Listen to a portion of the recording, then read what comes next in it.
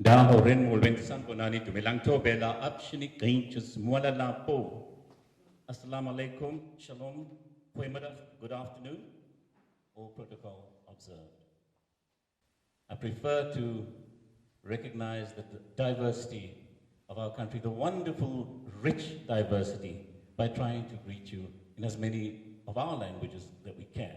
Most of those languages were not recognized in the old South Africa. Today, those voices must come to the fore. It's indeed an honor for me to be in your midst today. So allow me to take this opportunity to thank you for taking the time to be here when you could have been at home with your families, your friends, your loved ones.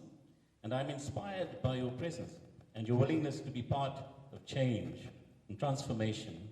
There's no greater blessing in life than to show up, to stand up, and to have the courage to make a difference in the lives of others. So I am Dmitri Jegels, ANC ward candidate designate for Ward 63. And since the moment I was approached to stand as a candidate, this has been my overwhelming preoccupation. So how do I as an individual make a difference in the lives of the people of this ward, the city of Cape Town, Western Cape, South Africa, Africa, and the world? It's what has defined me and my outlook on life, actually. And as much as I've accepted the responsibility to be the ANC candidate, I accept that no man is an island unto himself, and therefore I can achieve nothing by myself. Together, we can build a better world. Together, we can make a difference. Our gathering today is to introduce myself to you and to seek your endorsement, your approval, your support. As you may be aware, the ANC under the leadership of President Cyril Matamela Ramaphosa is turning a new leaf to foster unity, renewal, and to restore hope. An essential part of the process is about candidate selection and the need to find credible, ethical, and community-oriented leaders. So this is a tall order, but an essential set of criteria without which we can never restore the faith of our community in the ANC. This is not an easy task. It's probably why the defining document for leadership selection in the ANC is called Through the Eye of a Needle. I hope and pray that you allow me to serve you. Comrades and friends, some of you may know me from my days as a DJ at Goodhope FM, and others may know me from my academic life and my work as a linguist. In fact, in my days as a DJ, I was trying to make a difference as a cultural activist. I clearly remember those mid-80 years. I was sitting in a place called Club Montreal when there was another atrocity.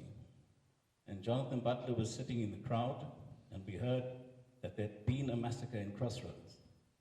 And he was supposed to not perform that night. But he got up, got onto that stage, and performed Crossroads. Not a dry eye in the room. So, I've been in the ward for the past 26 years. I'm no stranger to the daily challenges we face in this ward. I'm aware of how diverse this ward is and how vast the experience is of service delivery failures and challenges that we are confronted by. Together we can and must and will make a difference. We have people in Campus Freedom Park, in Ottery, who have been promised decent housing and amenities for the past 27 years. They're still waiting. So a warm welcome to the delegation from Campus. I think I see the son of the leader here. Welcome.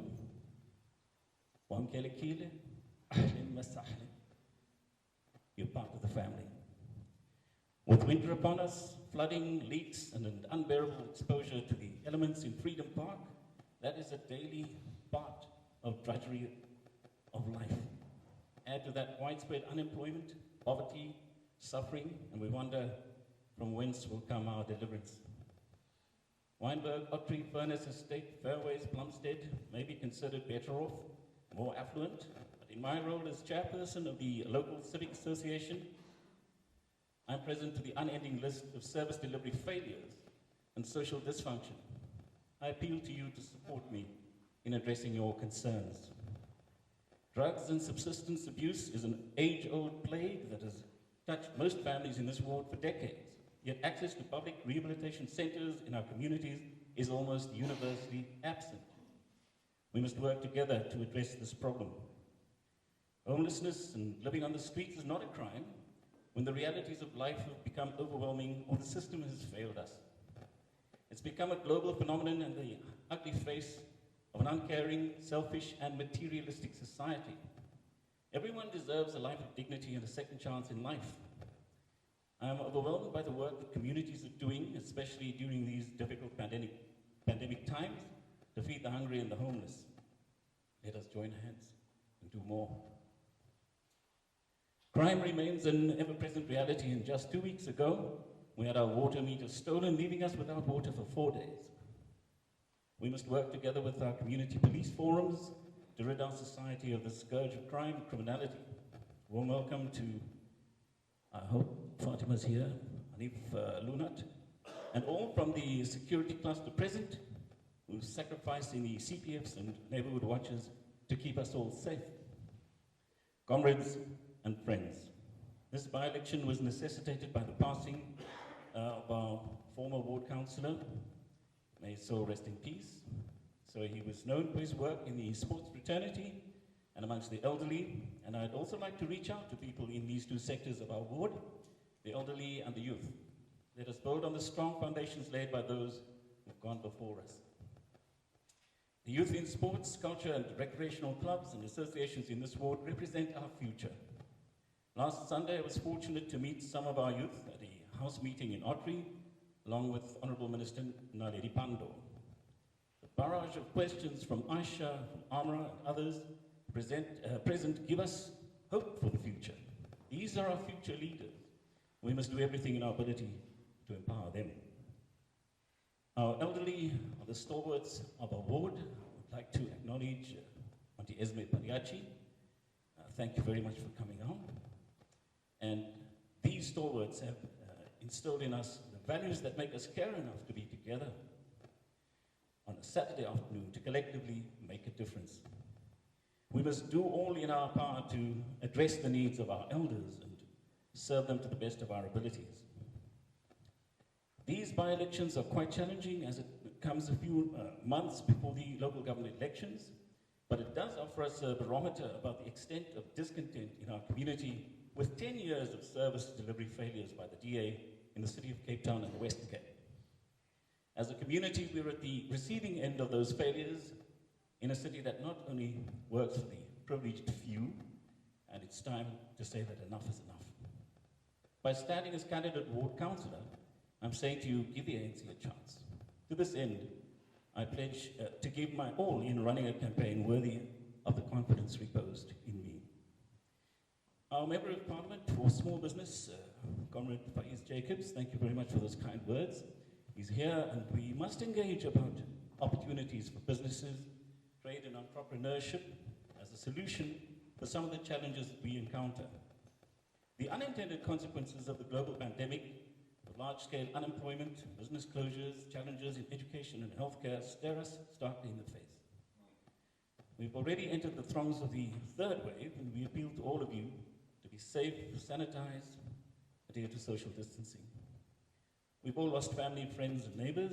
Let's not add to the mortality statistics, but let us support each other in creating awareness and saving lives.